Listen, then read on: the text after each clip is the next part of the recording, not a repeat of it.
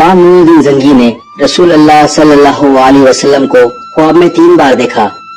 हर बार रसूल अल्लाह सल्लल्लाहु अलैहि वसल्लम ने 2 आदमियों की तरफ इशारा करते हुए फरमाया, सुल्तान मुझे इन दोनों की शरारत से बचाओ। सुल्तान हड़बड़ाकर उठा, वजू किया, नफिल अदा किए और फिर इसकी आंख लग गई। सुल्तान ने दोबारा वही ख्वाब देखा। वो फिर उठा, वजू किया, नफिल पढ़े और फिर सो गया। तीसरी बार भी वही ख्वाब आया। अब इसकी नींद उड़ गई। इसने रात को ही अपने मुशीर जमालुद्दीन मौसली को बुलाया और पूरा वाकया सुनाया। मुशीर ने कहा, सुल्तान ये ख्वाब 3 बार देखने के बाद भी आप यहाँ क्यों बैठे हैं? इसका आप किसी से जिक्र ना करें और फौरन मदीना के लिए रवाना हो जाएं। अगले रोज सुल्तान नूरुद्दीन जंगी ने 20 मखसूद अफराद और बहुत से तहरीर लेकर मदीने की तरफ कूच किया और 16वें रोज शाम के वक्त वहां पहुंच गया।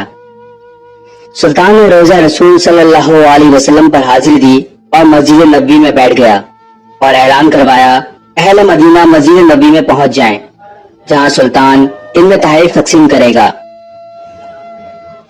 लोग आते गए और सुल्तान हर आने वाले को बारी बारी तोहफा देता रहा।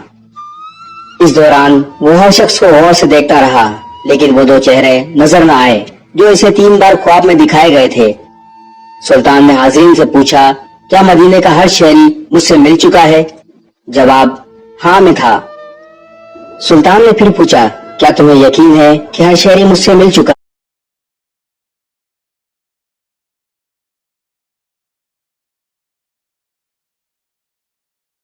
है? इस बार हाजिर ने कहा, हाँ, सिवाय 2 आदमियों के। सुल्तान ने पूछा, वो कौन है और अपना तोहफा लेने के लिए क्यों नहीं आए? बताया गया, ये मराकश के 100 मसूलात के पाबंद 2 मुत्तकी बाशिंदे हैं। दिन और रात रसूलुल्लाह सल्लल्लाहु अलैहि वसल्लम पर दुरूद और सलाम भेजते हैं और हर हफ्ते मस्जिद कुबा जाते हैं। फयाज और मेहमान नवाज हैं, किसी का दिया नहीं लेते। सुल्तान ने कहा, सुभान अल्लाह, और हुक्म दिया इन दोनों को भी अपने तहरीर वसूल करने के लिए फौरन बुलाया जाए। जब उन्हें ये खुसूसी पैगाम मिला तो उन्होंने कहा, अल्हम्दुलिल्लाह, हमारे पास अल्लाह का दिया सब कुछ है और हमें किसी के तोहफे ताइफ या खैरात की हाजत नहीं। जब ये जवाब सुल्तान को पहुंचाया गया तो इसने हुक्म दिया कि इन दोनों को फौरन पेश किया जाए। हुक्म की फौरन तामील हुई।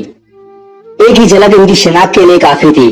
सुल्तान नूरुद्दीन जंगी इन दोनों बाशिंदों को देखते ही पहचान गए। ताहम सुल्तान ने अपने गुस्से पर काबू रखा और पूछा, तुम कौन हो? यहाँ क्यों आए हो? उन्होंने कहा, हम मराकश के रहने वाले हैं, हज के लिए आए हैं और अब रोजा रसूल सल्लल्लाहु अलैहि वसल्लम के साए में जिंदगी गुजारना चाहते हैं। सुल्तान ने सख्ती से कहा, क्या तुमने झूठ बोलने की कसम खा रखी है? अब वो चुप रहे। सुल्तान ने हाजिर से पूछा, ये कहाँ रह रहे हैं? बताया गया, रोजा नबी के बिल्कुल नजदीक एक मकान में, जो मस्जिद नबी के जुनूबी मगरिब में दीवार के साथ था। सुल्तान फौरन उठा और इन्हें साथ लेकर मकान में दाखिल हो गया। सुल्तान मकान में घूमता फिरता रहा। अचानक नए और कीमती सामान से भरे हुए इस मकान में इसकी नजर फर्श पर पड़ी हुई एक चटाई पर पड़ी। नजर पड़ने की देर थी, दोनों मराकश बाशिंदों की हवाइयां उड़ गईं। सुल्तान ने चटाई उठाई तो देखा इसके नीचे एक ताजा खुदी हुई सुरंग थी। सुल्तान ने गरज से कहा, क्या आप भी सच ना बोलोगे? इनके पास सच के सिवा कोई और चारा न था। उन्होंने एतराफ किया कि इनके हुक्मरान ने उन्हें बहुत सा माल और साजो सामान देकर हाजियों के रूप में मराकश से इस मंसूबे के लिए भेजा है कि वो किसी न किसी तरह रसूल अकरम सल्लल्लाहु अलैहि वसल्लम का जज्बे अक़दस रोजा मुबारक से निकाल कर ले आए और इसके बाद रोजा रसूल के नजदीक तरीन जो मकान किराए पे मिल सकता था वो लेकर अपना मंसूबा शुरू किया।